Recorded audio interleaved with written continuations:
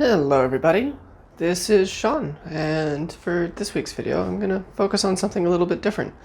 I've done a lot of baking videos recently and was going to do something savory, and I've done a lot of the rations recently. I actually have one filmed, but it'll be up next week. Just wanted to do something that was a little bit different than the stuff I've been putting up all the time, just for a little bit of variety. I do this for fun, so hey, might as well. This here is the Merriton RD-229 FM AM SW1 to 9 11 bands world receiver.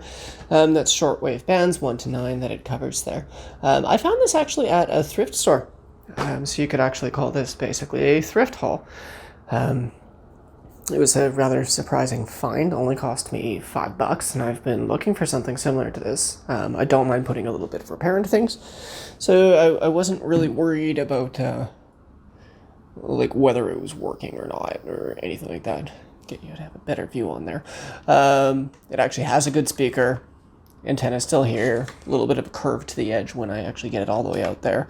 Has a handle. Obviously you can't use the handle when the antenna's out because that would be silly. Big band selector on here. And a really psychedelic looking little dial for the bands here. With all of the individual ones separated. I've tried going through and trying to pick up some shortwave. I did manage to get some, but having to hand crank this thing to make it work meant that I really need to dial down and figure out where exactly I should be looking on the wavelengths before I start working on that again.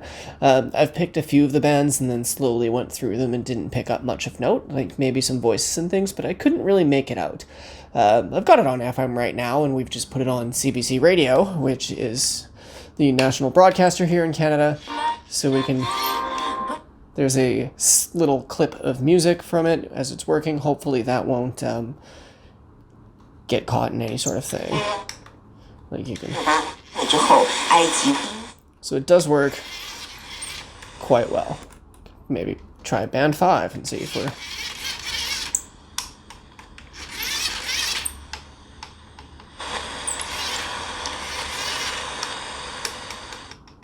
Not getting anything.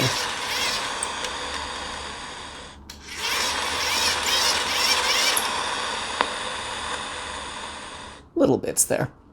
Anyway, it's got a little hole in the housing there for us to get that into. Shrink this down so I don't break it. I think that this isn't a super old product because it does have a mobile phone port. Has a DC in, and it actually fits the barrel of one that we have, so we have plugged this in and used as a regular radio. I opened up the battery compartment to take a look at that to see if we could convert this to being a battery operated unit instead of just a hand crank, but the contacts in there are corroded out.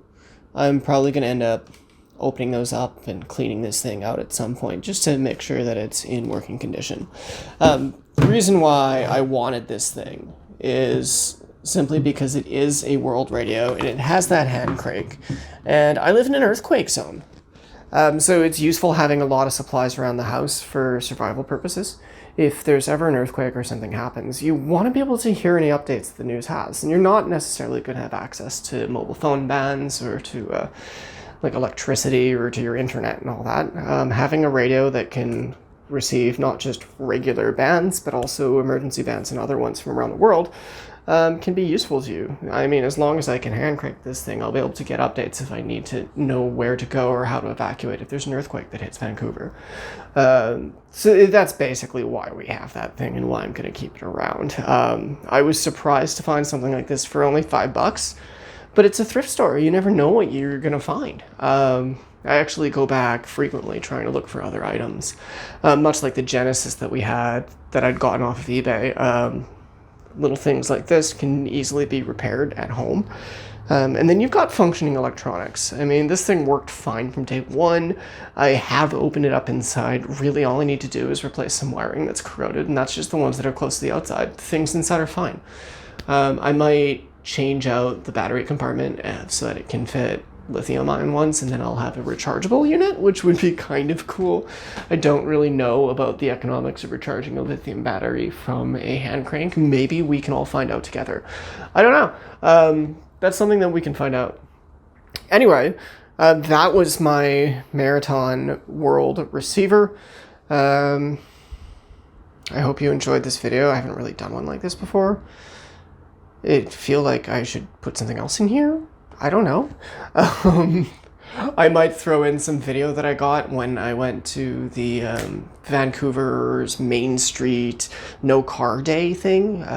Probably got about 400,000 people at the event, so it's a lot of crowd. I thought I could get some video that maybe narrate like the ones I did in Alaska, but that's not going to work out.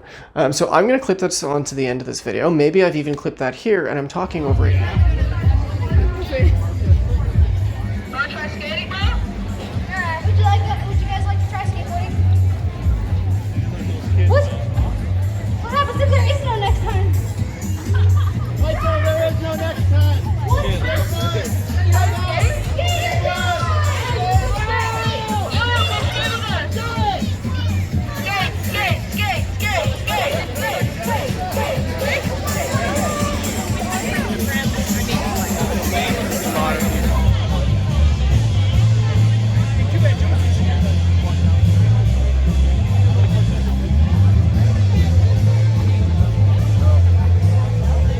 Anyway, this has been my Merriton little radio receiver thing.